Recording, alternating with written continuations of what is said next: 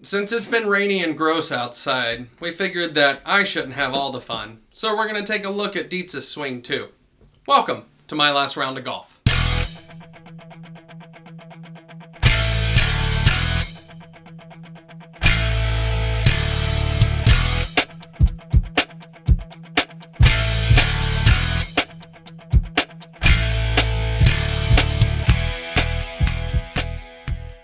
Hi, hello, and welcome everybody back to my last round of golf. I am AJ Kummel, and I am here with my co-host, Alec Dietz. Hi. Oh, hey, how's it going, man? It's good. I'm looking at me. Ooh, yeah, I'm very excited today. So you know how last time, which let me go ahead and apologize for not having an episode last week. We are 1 week off of our regular cadence. It's not our fault. It was Thanksgiving. Yeah, we tried to be gung-ho and be like, no, we're still going to be able to record. We're still going to be able to do everything. And then we realized how much effort actually goes into Thanksgiving as an adult and having to prepare food and host and do all kinds of things. So no one ever does anything on Thanksgiving. So yeah, life happens and everybody was eating and things anyway. So very, very excited to be back with y'all this week.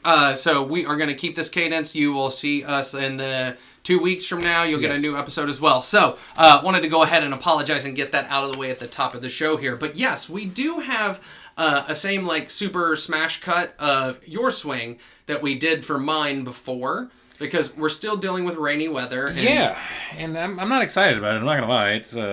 It doesn't. I can already tell from this freeze frame image here. It's not going to be great. So, as the person that did put this cut together, I will tell you that at least your swing, unlike mine, does show change throughout. So that was one thing and I've talked extensively on this show about doing all the different types of work and things that I want to do. And then when we sit there and look at my swing, it's like, oh yeah, you've done the same thing for this, but you can tell minute differences. So I'm excited for this. And make sure you can go on YouTube and watch us for my last round of golf there as well. But all right, so and we can watch along with all of our bad swings. You might as well come along with us on this ride. All right, away we go. Oh, look at that! Look at that beautiful fake finish there. Yeah, mad about it already. So this one goes all the way back to our first round at Countryland. This is the one in Cartersville. Yes. So Cartersville, no, this is Georgia. Not Countryland. This is not. No, this is not Countryland. Oh my gosh, this Woodland Hills. Yes, that's what it is. Look at that. I don't know why I said Look Countryland. At that very not great stretching here. I think it's partly we're still working on stance and things like that. Don't use my legs here. Standing upright was hard for me, and I mean, I know I'm taller, but it's also one of those of that was something that we all had to work on, is what is the proper golf stance as well. And it's not just an athletic stance too. And I think one thing that when you look at some of these early swings is your front foot is a lot more like a loosey-goosey. Yeah. And that's early on here. Hey, look at me. Look at me, though. See, everybody? I want to hear it. Well, sometimes you take a pelt out of the ground that is the size of a muskrat when you go to chip through. Hell yeah, I hate this hole. Hate this hole. But there's a lot of things in the swing here that is solid work.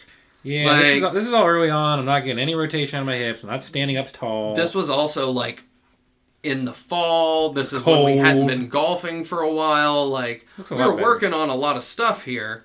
But, see, front foot and all that, you have some spins and things like that where, I would just put weight on my front foot and not use my back foot at all. God, I remember that shot exactly. I thought that I hit that so well and it landed up 15 yards short. I was so angry. You're excellent about pivoting on your back foot there. I can there's pivot. Always push and movement where I never did that. And so, some of these, it's iron shots off the tee. It's just a beautiful ball, and you're just dealing with, club face being the issue. My favorite thing is looking at what I'm swinging and trying to figure out how long ago this was, because I have blue grips for some reason, and I don't even remember having blue grips. That's part of the good thing that you have about, working and, actually going with golf clubs is you got these things, and they're changing. Hey, there's one of you swinging my club, too. Is that what it is? No, that's my own. No, that's your club. That's my own. All right. I thought it was mine. For one reason. It's I have blue grips, too, but it's because it matches my Nikes. Yeah. But a lot of these driver swings, except for this one. Well, and it's just that you have a lot of movement, and we're not controlling it in our core yet. No, and I found that one, I'll have you know, and I hit a great hybrid shot. Thank you. Some of the chipping is things that, you can see that we have, nice progression, too. We've slowly learned you're not supposed to chip with your feet like apart like you're hitting an iron. Absolutely correct. Like, no. Your feet should be closer together. The ball should be more back in your swing. Like, you should rock the club up a little bit more on its face. Like, let's see here. I'm still not stretching enough. I still want to get more rotation out of me. Come on. Well, and your hands are still coming down a lot closer to your body. That was, and this is one of those, and I mean, we're actually wearing jackets, and this is Georgia, so it's probably 50 degrees out with wind. We're freezing. And we're dying. And at least it's not as bad as Florida. They get cold in the 80s. I can tell you that one a little right. I was upset. No, left, actually. Holy these shit. are, like, this is still, you see your hands coming around, you're starting to stretch a little bit more. Stretch like, a little. Front foot still has some movement, but, like, core is actually turning all together, too. I'm still hitting little draws here, because I remember I was swinging really inside to out here. I was hitting little draws, because I remember you'll see me actually lean right, like, please stay. And that's definitely changed. Come on. That's also one of my favorite things. Some people talk to the golf ball, you hold your backswing and lean where you want the ball to fly. I do. Like, I'll talk to it in the air. Like, no. A little left, and sit. You're just like, no, I'm going to force you with the force. Oh, and then, top it. Yeah. Angry. Don't throw the club. It costs a lot of money. And then... I mean, an individual iron's not that much to replace. Look, it's like $160. I don't want to pay for Yeah, that's also fair. With that, you could justify, like, replacing that with a different club, too. So, works well. But, so that was some of the things that I've seen is just, like, it's ball placement, it's pivoting. Like, that's the little things that have really adjusted. Yeah, this was when I was starting to actually understand what the heck I was doing. I just wasn't doing it consistently. Marietta City Club. Marietta. And that's, I think, part of the journey that I've loved, like, going on here is we started with, like, hey, we know stuff about golf. And then we're like, hey, let's do a show about golf so we actually force ourselves to do more golf. And it's like, oh, we didn't know a lot about golf. No, we didn't know a lot about I've just played half-assed since I was, like, 10 years old, and I'm, like, 34 now. So we're coming on a solid 25 years worth of experience. And yeah. Still pretty scoopy with my hands here, too. You'll notice, like, if you kind of... I'm sure if we slowed it down, I kind of flip at it at the end here. That one I was just trying to go, and that one went so far right. Well, and it was before we were really focusing on, like, attack angle and how you're coming down at the ball instead of sweeping underneath it and just... No, you got to go to the side, Yeah, here we are playing Legacy. Here we go. Par 3 course throwing darts. It's so much Yeah, sure fun. I was. I don't think I threw darts today. Or that day, I should say. Well, so your low iron swings are always on. Like, it might be left or right. Like this, where you drop the ball in some of these, it's even with the pin. I'm just not going in the right direction. We're just not controlling the club face. And that's hands coming across. That's like... That is controllable stuff compared to, like, I'm way off this or that. It's like, no, I'm 10 yards to the right of the pin, but I'm even with the pin. Yeah, this one I was kind of happy with. I remember that one. Just a little short. I mean, and this is a wonderful course, too. Like, Legacy and Marietta, it's right next to Fox Creek, which is, I think, episode 15, and Legacy was, like, episode 5. These are home courses for us. It's also nice because they're a little bit cheaper because they're executive courses. They happen to be by a military base. So. It's super cheap. Oh, it's wonderful. And it's great. You can get a whole round in like 3.5 hours. Like 2.5 if nobody's there. Like, you can just power through these. The longest hole's like, what, 215, 220? At Legacy, at least. Like, I'd say if you're playing, from the room. No, 231. So there we go. There you go. Like, like one I think is like 280. Like the number 9, I think is that what it is. Yeah, you get like one actual long hole, and the other ones are like just a super long par 3. Yeah, I remember this one. Yeah, there's this one. This is the one where I maybe lost the ball. I think that was the one. No, you hit on the back of the green there, and I hit the rock in front and bounced into the woods. Yeah, that was like we can see some of our club path. Like, progress, too, as well. Oh, yeah, here we go. Now I know where we are. This is about March of this last year, yeah, I think?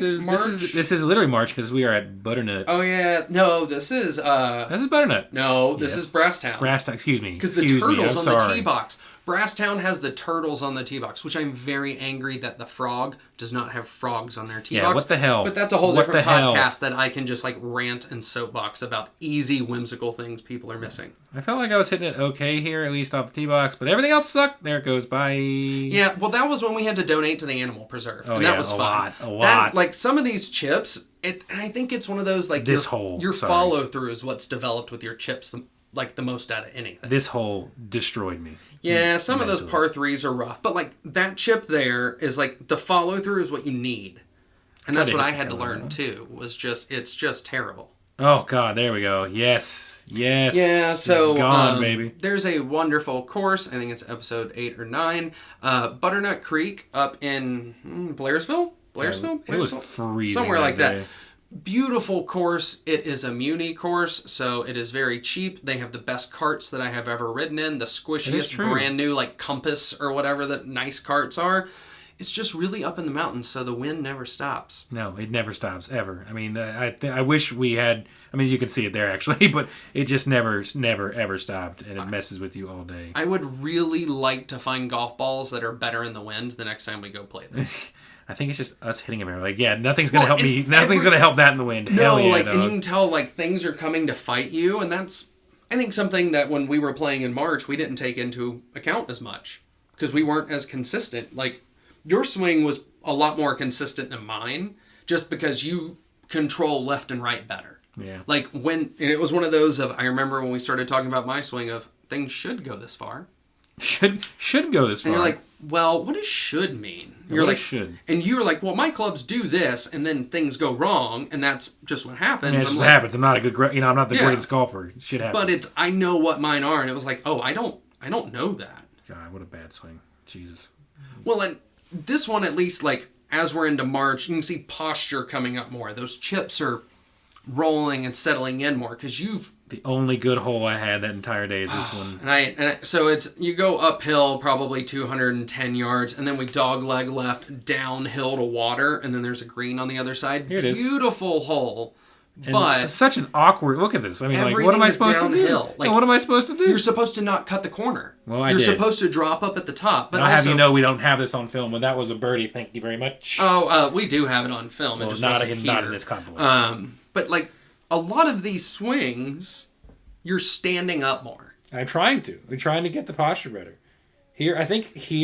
God, I'm just so lazy with that. Well, and there was also a wet and chunky day, so a lot of these, if you watch the video, you see the pelts just come up. Oh, God, I remember this point where we're just like, please, let it end. Oh, it was so cold, too, because it was getting chillier, it's ridiculous. even though the sun was out. Bye, see ya. Gone, dog. Well, and this is where the wind just takes it. Yeah, I mean, what are you supposed to do? Look at that form. Like, your back leg, everything is nicely stretched.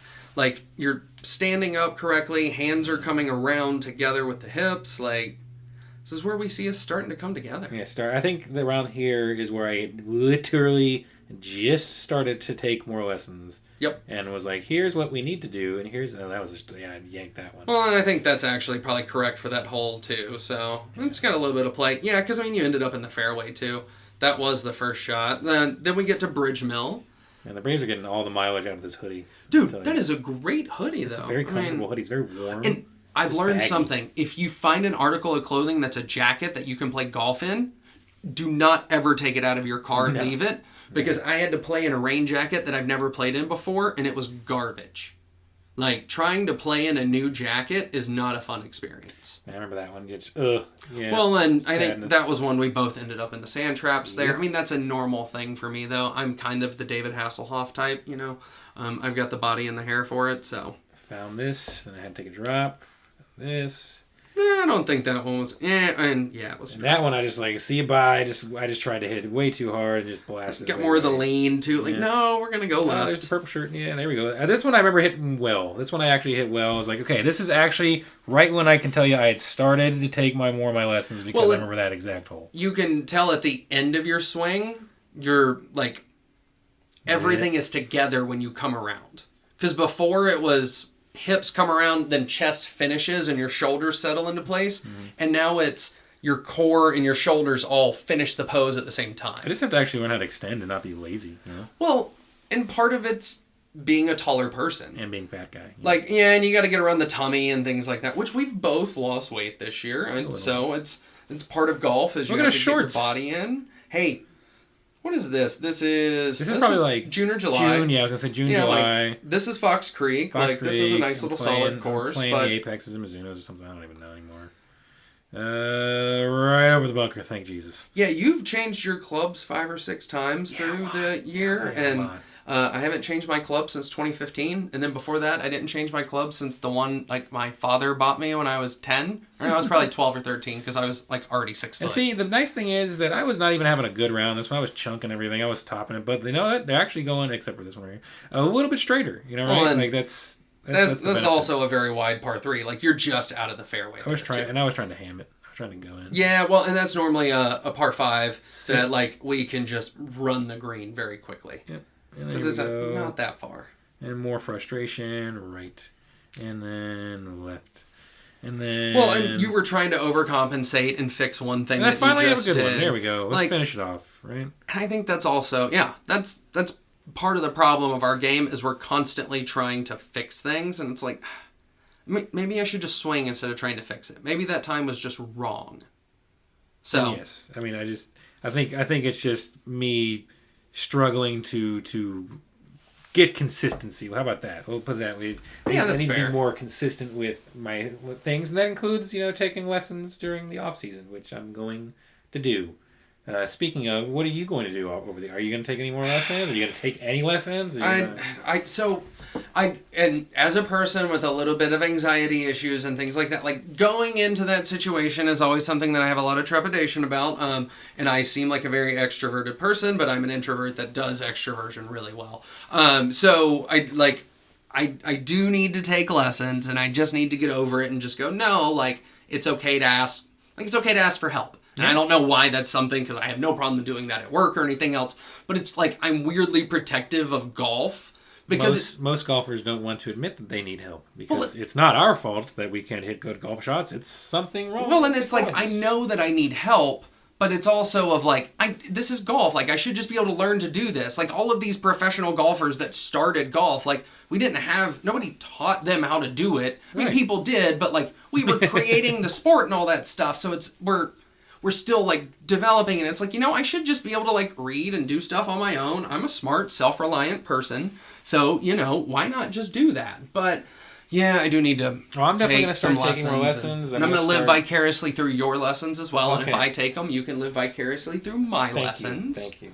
I want to do more stretching. I'm going to try and work on actually like my flexibility and actually being able to move my shoulders correctly and not just be lazy at the top of my swing and kind of cast it and throw it super hard and and I think part of it is like starting that consistent stretching. Yep. Like 5 minutes before bed or 5 minutes when you wake up, I do this, I do this, I do these, I do a couple windmills forward, windmills backward, pretend you're in Pee Wee football again, and then you just rock and roll throughout the day, because I've started doing that when I golf, because I'm a terrible person and didn't stretch before doing athletic activity, but now I do, and I don't hurt myself as quickly. My back still hurts, but it's like 12 or 13 that it starts instead of 7 or 8. Yeah, we definitely have to. I might even start doing yoga. Who the hell knows? But I got to work on some flexibility. That's my off-season regimen is flexibility and lessons. Yeah, true. Flexibility, lessons, and I think I'm going to become that person that as I'm on conference calls or things, I'm standing up and just shifting my hips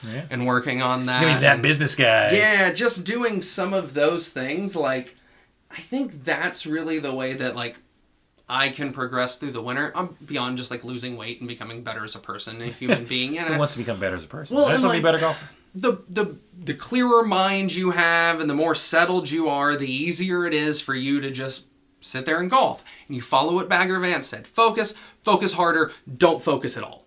Ever. So once you've focused and once you've focused harder, you can not focus. So you got to have the ability to not focus.